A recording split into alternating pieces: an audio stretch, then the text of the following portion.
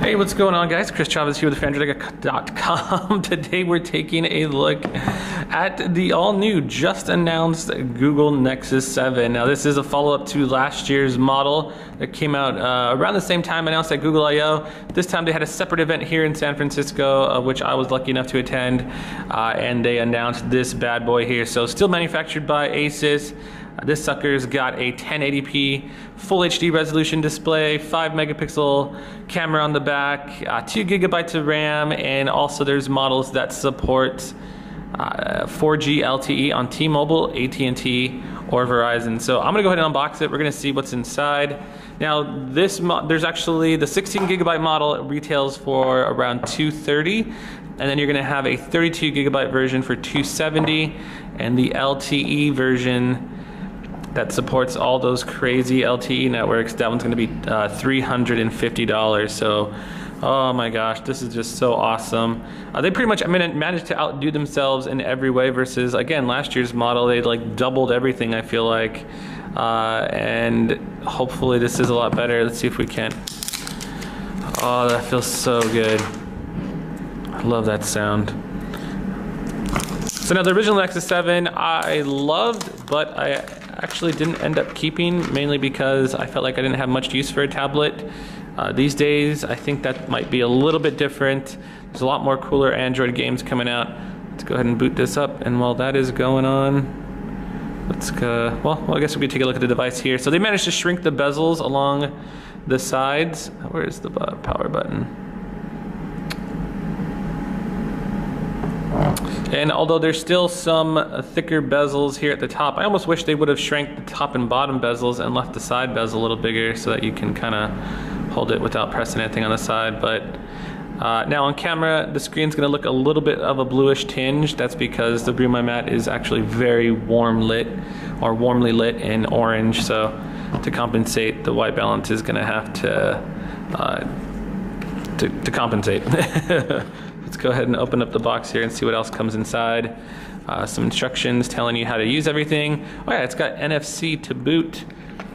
Standard Asus charger. And then you have your warranty safety information. It looks like that's about it. USB cable, and you're good to go. If I'm not mistaken, this thing should charge at 2 amps and 1.35 amps. Interesting. So if you have a charger that charges at 1.5 amps, you should be okay. Substituting it with this bad boy. Pretty neat stuff. We'll set that aside. Get this all nice and close together while this sucker's booting up for the first time. Now they managed to not only shrink the bezels, but the size overall, I think they said it was like 0.8 millimeters thinner. And it definitely feels a lot less bulky than last year's model. Not that last year's model is like super, super bulky or thick, but holy cow. Okay, 1.2 megapixel here at the front, 3.5 millimeter jack on the top, 5 megapixel camera. You have your dual speakers, one at the top, one at the bottom. Nexus branding, soft touch finish.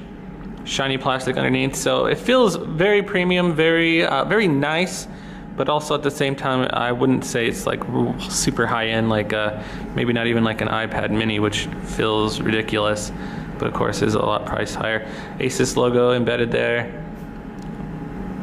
and a micro USB port to charge it there along the bottom, microphone, volume rocker, and power button. Oh, here we go. And hot diggity damn, that display looks gorgeous. I am United States. Select Wi-Fi. You know what, can we skip this?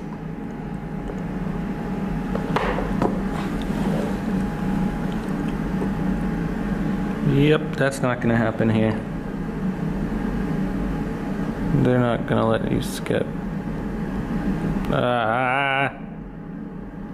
Okay, so I guess that's as far as we're gonna get, but that's just a quick unboxing and look.